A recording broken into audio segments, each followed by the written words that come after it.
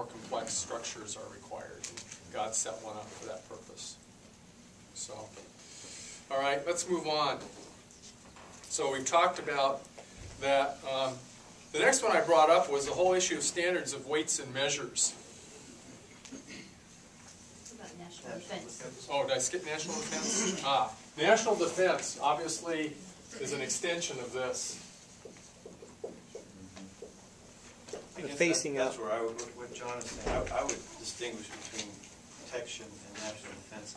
I look at the protection of life more as a family, Okay. and national defense more as civil government. So if somebody's going to harm me or my family, Okay. that's my responsibility. But if somebody's attacking our nation, then that's the government's responsibility. A lot of this has to do with, has the sun risen upon him or not? You know, this thief breaks in and steals, or you have an invasion in your immediate domain of your household, and there's no way to identify who it is, Intent or no way to prevent this using the magistrate, you're still responsible. But once the situation changes to where the magistrate has the ability and the knowledge and the capability to track down and punish the evildoer, then it's a different thing. Right. But I also think that's why you're concentric circles. Yeah, there's overlap on intentionally. Okay? Because there are these areas that I would call are relatively gray areas. At least they're gray areas in the areas of our ability to understand. And we just need to maybe do work to minimize the size of these areas of overlap as much as possible. Well, and again, a lot of what we're talking about is areas of primary responsibility, Right. which isn't to say that there aren't ancillary, but they're meant to work together. Right. Maybe we just need to write this in the overlapping space. The little arrows. That's what it was for, right? Well, this is one of those things where diagrams can only communicate so much, and we're just going to let it go with that. There's always a limitation, just like the parables. Can't take them too far. Stephen? Probably the most striking thing that I noticed as I was reading the Constitution was the extent to which the military that we are maintaining right now is completely unjustified, is completely inexplicably justified. If we read through the Constitution, it said you had the ability to keep an army together for like 2 years. Well, it had to do, it wasn't keeping the army together, it was the ability to fund it for 2 years. Yes. So Okay, and so the way they get around that is every 2 years, there's an authorization in the budget to fund it. Okay? So it's okay. Oh. It's one of those areas where they weren't as clear as they might have been, but one of the interesting things to think about, again, drawing back on our history, is that up through the Civil War, right, what were the units of the military called? Militia. But what were the units? They were indexed to the state. That's right. Like Maine, 20th Maine, or Right. 10th Virginia Infantry. 16th Michigan. Which is an interesting thing, right? It was because the national government called them together. Who appointed the officers? You said governor? Yeah, state legislatures and the governor would appoint, you know, Joshua Chamberlain, for example, became, you know, the colonel of the 20th Maine by appointment. All right? So it's kind of interesting what that was like in those days. All right. Yeah, the only standing thing that the Constitution explicitly provided for was a navy. Okay? Yeah, Justin. Just still on the subject of protection and how it goes from civil government and between civil government and family. I think it's important to note that Abraham, all of the 278 men or something like that, were trained by him, and he took the responsibility to protect his household. And I think that's a very important responsibility of the... Yeah, and if those of you who were here two weeks ago, do you remember the modern example I gave of that actually occurring in modern times within the last 50 years? What? Ross Perot. Yeah, Ross Perot in what was it, 1978 or 79, where he sends a group of men into Iran to extricate a couple of his vice presidents. And it's written about in a book called On Wings of Eagles by Ken Follett. So if you like Ken Follett as an author, it's actually documented in a dramatic fashion in the book On Wings of Eagles. And so here's an example of a man, very wealthy man, basically, getting his household together to go rescue a couple of his servants, if I can put it in kind of the Old Testament vernacular. Jeff? I'm not thinking necessarily to justify the standing army idea constitutionally, but I'm wondering as a question, do you think that perhaps because, especially like in the last century, it's been, I mean, sure, we've been, you know, elevated to quote superpower, but aside from that idea, just the mere technical things that are involved in the military today, I mean, you can't just call up a guy and say, we need somebody to fly this F-18 next week. Well, I didn't know if you had one parked in your garage or not. Exactly, exactly. I mean, in the Revolutionary War, or War of Independence, I mean, they just grabbed their musket and their powder horn and they walked out the door and they were pretty much ready to go. And they just had to know how to shoot. Right. You know. Well, we have an equivalent kind of in the National Guard, right? Right, right. So, And I it's mean, interesting, we now call them the National Guard. Yeah. Like in 1 Samuel 8, you know, when the people had rejected God as the source of law and everything, Samuel has to warn them, what you get out of this idolatry is the standing army. Yeah. The too big standing army. Yeah, yeah. And so, you know, that's one of those things that it's always going to be a tension, right? There's always going to be a tension. So the next one we talked about, and the last one we talked about last week, gosh, we're just trying to get back to where we were 2 weeks ago, was immigration, right? We talked about immigration. Remember what we said about immigration? Or citizenship? Who has the responsibility for that? Now, that should prompt a question for you guys.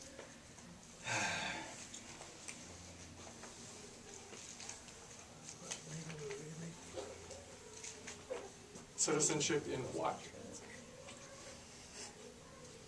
Who determines the citizenship of the church? The church. The king. Okay, right? And by extension, the elders, right? Haven't What you about the learned anything, citizenship John? in the family? English history. How's that determined? Being born, right, parents, and by marriage, right? So when we talk about citizenship, one of the things we ought to be clear about is that there's one aspect of citizenship that when we're talking about it, and that is this one, right?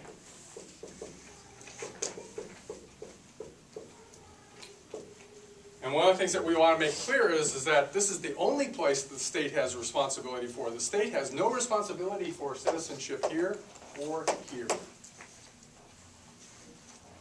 All right?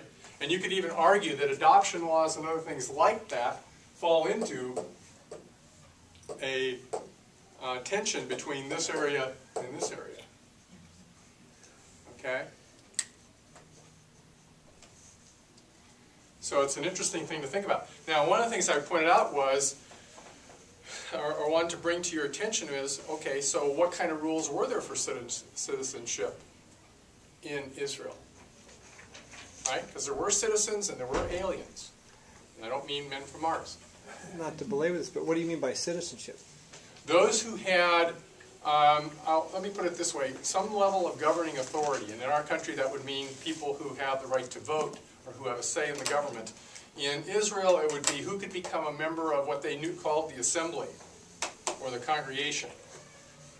All right? Because it was the assembly that was their political entity, right? And the assembly was determined by men of a certain age, right? Just like it is here, right? Yeah? Could you maybe compare and contrast this with the men at the gate as a form of government? Is that the men at the gate were with the assembly, or the is men that, at the I thought gate that was more the elders of the church? Well, they served more in the sense of judgment, right? And they would be the elders, which in those days would have been the heads of family. Okay? But when they would meet together, when God would call out the assembly, and it's very hard to tell when you're reading from Scripture, other than by inference, as to whether every man 20 years and older was present, or whether when they said the assembly was present, they meant simply the representatives of that, which would have been the elders from all of the different tribes. Because you had elders of the tribes, you had elders from each of the cities, right? And then you had every man over 20. And at various times, in some cases it's clear when it meant every male over 20. Other times it's not clear, right? When it was all of them or merely the representatives of them. But the point, let me say it this way, in our context it would be who should vote and who should have the benefits of citizenship. And it's interesting to think about even what those are. John? You know, I don't know that the voting maybe is a central thing so much as conscription, because the men 20 years old and upward, now we're maybe talking more about the essential thing where those are the men God holds responsible for the direction of the nation in terms of their support or lack of support for one or other leaders. They're the ones that are called out for the posse, for the militia call up, you know, to go wipe out Gibeah or whatever. Because I don't know if they had voting like we think of voting since the Civil War. Back in that culture and that thing where Christ, you know, God was king and. Well, there was some sort of voting because that's how Rehoboam got booted. Okay. Right, and again, I think And that would. it's the same thing about how David was in fact made king initially over just two of the tribes, and later he becomes king over all. Right, all you had 12 the men in tribes. the gate, the elders, the Okay. leaders. Right. But let's Collaborate. yeah, Marcia. If an alien wanted to become a citizen, they had to be circumcised. That's right. There were other limitations though as well. Tim? Depending on what nation they came from, it would take a certain number of generations. Most were 3, some were 10. That's right. And what was the distinguishing characteristic of the 3 versus the 10? If they let Israel pass when they're getting to the promised land. That was one of the major ones. And so what kind of maybe is at the root of that, do you think? If you think about the ones that were 3 and the ones that were 10, what's interesting is that the ones that were 3 versus the ones that were 10, the ones that were 3 were closer in their theology than the ones that were 10. And so it's an interesting thing to think about that Israel, when God set this up, he was concerned about the assimilation into Israel rather than having the influence of those nations on Israel. And so you can think about the fact that if you're assimilating somebody after, just think about what happens when people come to America. What happens after the 3rd generation? They're really enculturated into America. They don't really carry much of their old culture with them. Okay? And you can imagine, well, after 10 generations, you know, I don't know if have there been 10 generations that our country's been around? Okay? Well, Yeah. Were there strong cultures that, as we're seeing as an Islamicist comes here, were there strong cultures, and was God protecting them from these cultures that would not integrate, that would pull? Right. And see, I think that's what was going on, and that's one of the reasons why I think historically with America, if you look at America, had a quota system for immigration, for people who could come here.